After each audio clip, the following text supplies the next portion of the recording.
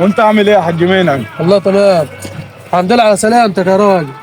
وجبتك طولت. الله يسلمك يا اخي. قعدت قد ايه في الغرب؟ انا يعني انت مش هحسبهم ليه؟ ده انا 10 سنين. 25 سنه يا راجل. 25 لما الواحد سنة؟ تعب خلاص وجبت اخر.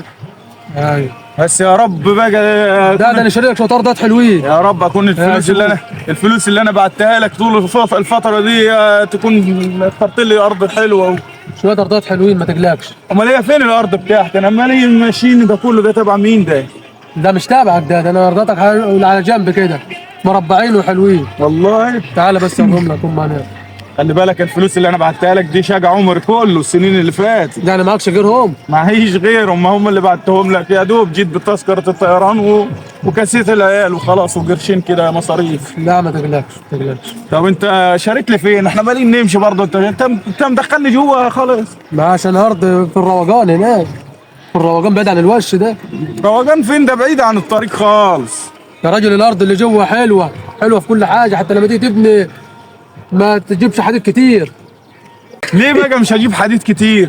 اصل الجراد اللي على الجسر بناخد حديد كتير عن اللي جوه. دي معلومه دي ما تعرفهاش السنه دي. لا انا اول مره اعرفها دي منك دي. لا لو الجراد ما ياخد طنين اللي جوه هياخد نص طن. يا راجل شوف وفرت لك قد ايه طن ونص في الجراد. يا عم تفرق كيف؟ وفرت لك في الجراد اللي بره بياخد 2 طن، جوه ياخد نص طن حديد. يعني بره ياخد 2 طن، فرق طن ونص عن اللي جوه. اسمع كلام. وفي الاسمنت وتقدر ما تجيبش عجانه نصب على ايدينا. امال انا اخترتك ليه وما ابعت عليك انت الفلوس ليه؟ عشان انا عارفك ناصح. وحتى نقدر نصب على ايدينا العجانه ولا تكاليف انفار ولا حاجه، انا وانت كده على طول. لا يا ترى المفهوميه انت. انا اخترتك عشان كده. امال الارض دي كلها بتاعت مين؟ انا مالكش دعوه بالارض دي، بس ارضاتك انت معروفين. يا حاج باكر الارض بتاعتك كلها دي، وشايف عامل لك ايه عشان ما حدش يجور عليك ولا حد ياخد من ارضك، وماسوره وارض 100 100. لا ما شاء الله. طب فين باقي الارض؟ هي الارض دي. ما انا فاهم يعني انت عامل لي عشه هنا عشان اقعد فيها من الشمس. فين باقي؟ لا مش عش، هي الارض كلها دي. هي دي كل الارض؟ هم دول.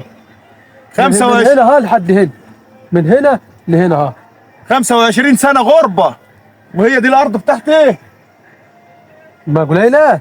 واما تقول لي ما يجروش عليا، هيجروا عليا ايه اكتر من كده؟ الناس عندها بالفدن حواليا وانا 25 سنه غربه اما ابعت لك فلوس وجاي تقول لي هي دي ارضك؟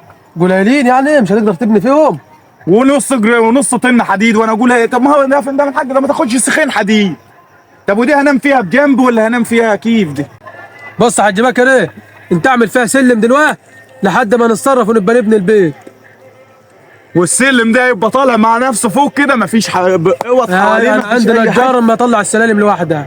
هنعمل السلم كده يبقى طالع زينه للناس ورايح وجاي وخلاص. ده فكره حلوه دي والله. لحد ما نتصرف ونلم باقي لحد ما نتصرف ونعمل استخاره كون. شجع عمر يا راجل. 25 سنه من عمري ضيعتهم في حته عشه زي دي. ده متر في متر. انت شاري لي تربه ولا شاري لي بيت؟ طب انا ذنبي ايه الوقت؟ مش انا حافظت لك على فلوسك يا راجل؟ فلوس يا راجل وشجع عمر يا راجل. ده انا حافظت عليهم. طب انت حافظ؟ طب هزعق انا دي مين دلوقتي؟ ما حاولناش حد. حافظ مين يا راجل؟ طب اهدى طب يا ضلالي. هتوقعنا في اللميه. طب اهدى طب. 25 سنه غربه انام فيها كيف دي؟ انام فيها كيف دي انا والعيال؟ 25 سنه متغرب وفي الاخر يشتري لي متر في متر. هذه اخرة اللي يثق في واحد صاحبه ويبعت له فلوس. ضيع شجع عمري.